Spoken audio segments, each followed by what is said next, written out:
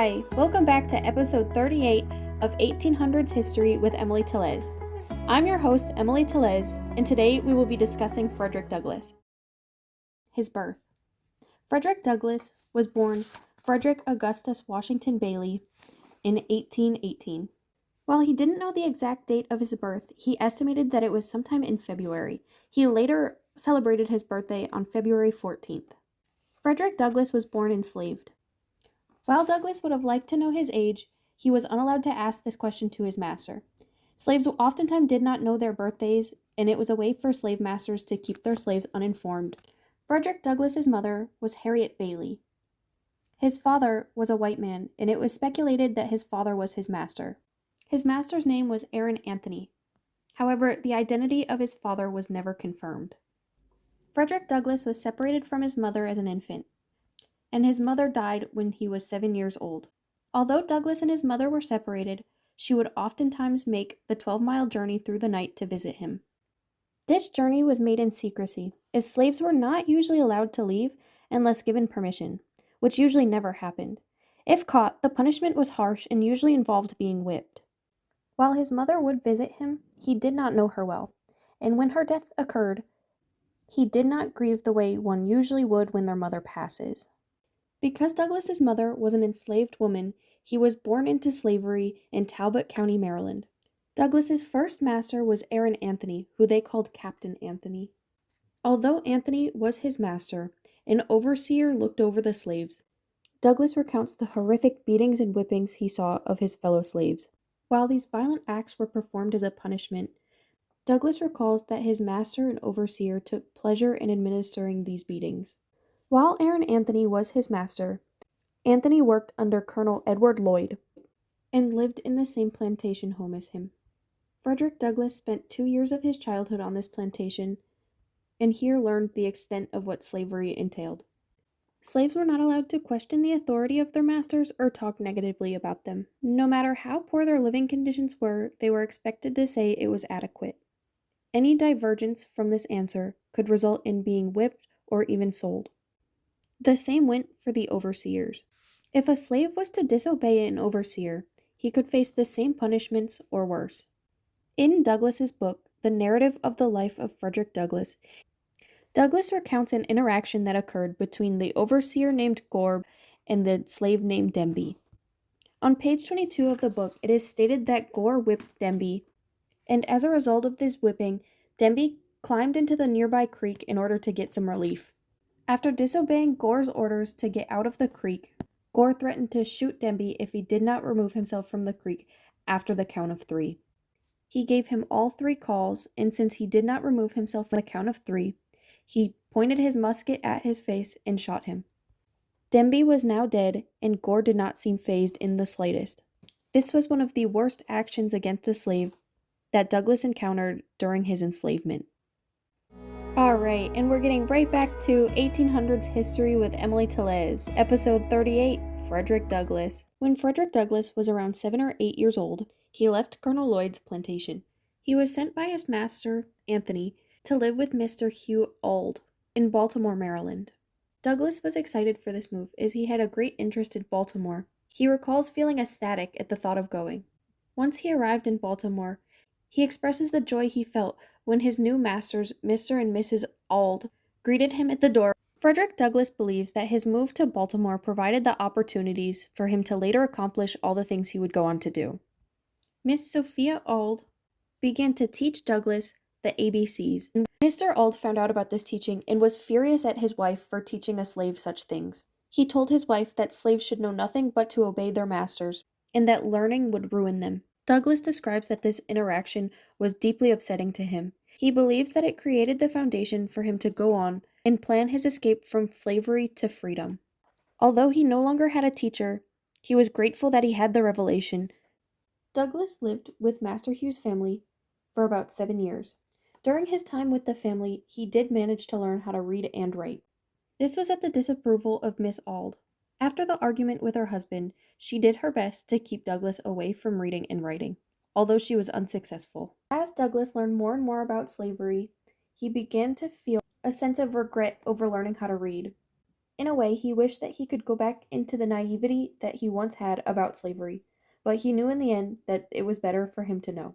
This knowledge brought him to the deepest part of his mind, and he recalls even feeling suicidal. After an argument between Master Hugh and Master Thomas took Frederick Douglass away to live with him. Frederick Douglass noted that his new master, Thomas Auld, was a mean man, and so was his wife. He was returned to the life of slavery he had once lived, but it was much different than the life he lived with Hugh Auld. His master found religion in 1832. After Thomas's conversion, he became significantly more violent towards the slaves. He used religion as an excuse for his cruel punishments. Thomas did not like Douglass, as he believed his city life had ruined him. The two did not get along, and Frederick Douglass was later sent to live with Mr. Covey. After leaving Master Thomas's house, Douglass arrived at the house of Mr. Covey on the 1st of January, 1883. Within his first week of arriving at the home, he was whipped. This is one example of the many beatings he would face within his 1 year of living with Mr. Covey. Frederick Douglass described Mr. Covey as a hard-working man. He had to keep watch of the slaves at all times, and would instill fear to ensure that they were working. There are stories of him hiding in the bushes and coming back unexpectedly to make sure his slaves were doing what they were doing when they were supposed to. Douglass explains a situation where he collapsed from exhaustion while working for Mr. Covey. When Mr. Covey found out about his collapse, he came out to the field and tried to get Douglass to keep working by kicking and hitting him. This didn't work as Douglass could not get up, so Covey left him with the intentions of him perishing. Douglass mustered up the courage to walk the 7 miles back to his master's house to ask to be rehomed. His master did not agree and sent him back to Covey's. Douglass spent a few days in the woods before finally returning to Covey's home. When Covey was going to beat him, Douglass fought back. Their fight lasted around 2 hours, and in the end, Douglass won. In order to save face, Covey did not escalate this situation further. In the remaining time that Douglass spent at Covey's home, he was not beat again.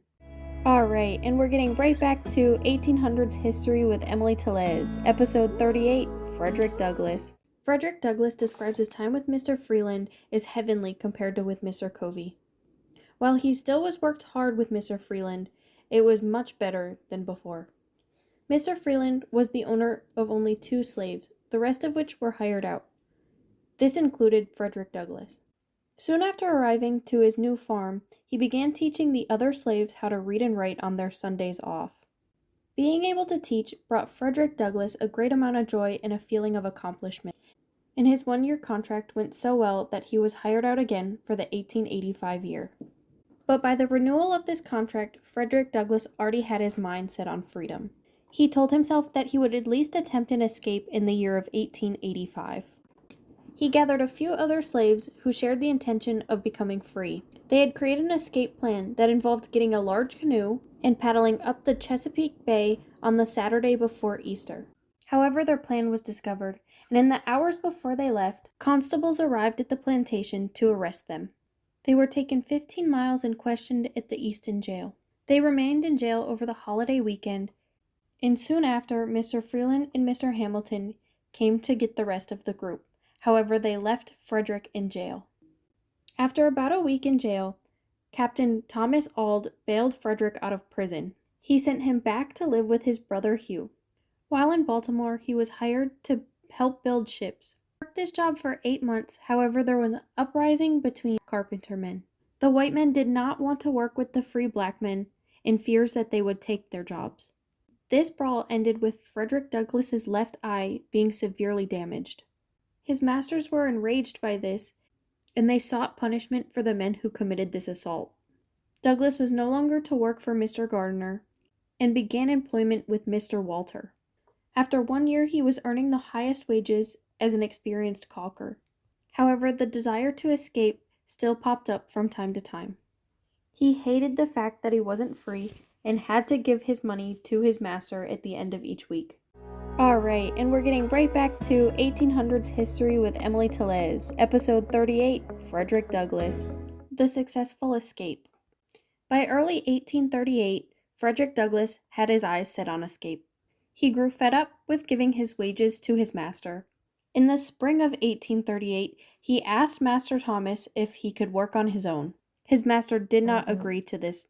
2 months after first being told no, he went to Master Hughes instead.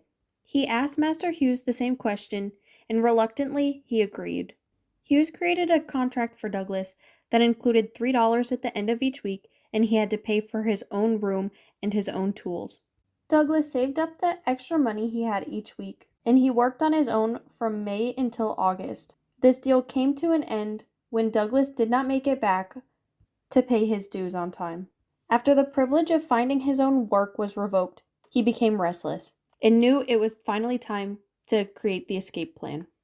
On the 3rd of September, 1838, Frederick Douglass escaped and made it to New York. His book doesn't outright state the way that he escaped in order to protect those who helped him, but further research states that he used the protection pass and dressed up as a free black sailor in order to make it to New York on a ship. After making it to New York, he was ecstatic. However, those feelings were quickly replaced with fear after he realized he did not know where to go. He realized he could not trust anyone, neither black or white, and fears that they would turn him in. After a few days of being on the streets, Mr. David Ruggles took in Douglas. Ruggles inquired about Frederick Douglass's plan and helped him get to where he wanted to go. Douglas's soon-to-be wife, Anna Maury, arrived in New York, and they were quickly married. After their marriage, Mr. Ruggles sent them on their way to New Bedford, as they believed that would be the best option for them. Once they arrived in Newport, they sought out help from Joseph Ricketson and William C. Tabor. They advised the couple how to get to New Bedford without the necessary funds to pay for their fare. Once Anna and Frederick arrived in New Bedford, they were directed to the house of Mr. Nathan Johnson. Mr. and Mrs. Johnson helped pay their debts and prepare them for their life of freedom. Frederick asked Mr. Johnson to pick out his new name, and that's when they landed on Douglas. On Douglas's third day in New Bedford, he found a job stowing a sloop with a load of oil. This job was new to him, however, he was glad to be doing it as a free man. He was excited to make money of his own and to be able to support his new wife and himself. Alright, and we're getting right back to 1800s history with Emily Tellez, episode 38, Frederick Douglass. Douglass later became a subscriber of The Liberator, which was an abolitionist paper. It was written by William Lloyd Garrison. After this, Douglass began participating more heavily in anti-slavery efforts. And on August 11, 1841, Douglass got up and held his first speech at an anti-slavery convention. After this first speech, he ramped up and continued to spread the word of anti-slavery. And in 1845, he wrote The Narrative of the Life of Frederick Douglass. In 1847, Douglass founded his newspaper, The North Star. The first issue was published on December 3, 1847, and he explored anti-slavery and abolitionist ideas. His success in journalism allowed him to be a part of a few different news outlets. His writings allowed him to share different stories about the mistreatment he faced as a slave and what slaves all around the country were still going through. He was able to spread knowledge about the mistreatment and bring awareness to anti-slavery and abolitionist movements. Douglass became a key player in the anti-slavery movement and even got close with Abraham Lincoln. He helped persuade Abraham Lincoln to abolish slavery, and on January 1st, 1863, the Emancipation Proclamation was signed. This abolished slavery in all Confederate-controlled states. And finally, on December 6, 1865, the 13th Amendment abolished slavery in the United States. From the time Frederick Douglass became free to his death on February 20th, 1895, he was determined to fight for slaves' rights in the cause to abolish slavery. His efforts were invaluable and had everlasting change on U.S. history. We still face racial injustice issues today. Things have gotten much better for Black Americans, but they still encounter things like social issues, financial issues, and political issues. For example, the incarceration rates of Black Americans are significantly higher than white Americans, and it has been statistically shown that police officers in the United States are more likely to arrest and be more violent towards Black Americans. Issues like this one can be stemmed from slavery and the impact it still has on the U.S. today. As an American, I think we should be grateful for those who speak out about injustices and fight back against the things they believe are wrong and the things that harm others around them. It was inspiring to read about the courageousness and the braveness of Frederick Douglass as he put his life on the line to fight for what was right. He put his life on the line to escape, and then continued to do so when speaking out against slavery and enacting others to do the same. Alright, and that wraps up today's show of 1800s History with Emily Tellez, episode 38, Frederick Douglass. Thank you so much for listening, and I hope to see you again for episode 39.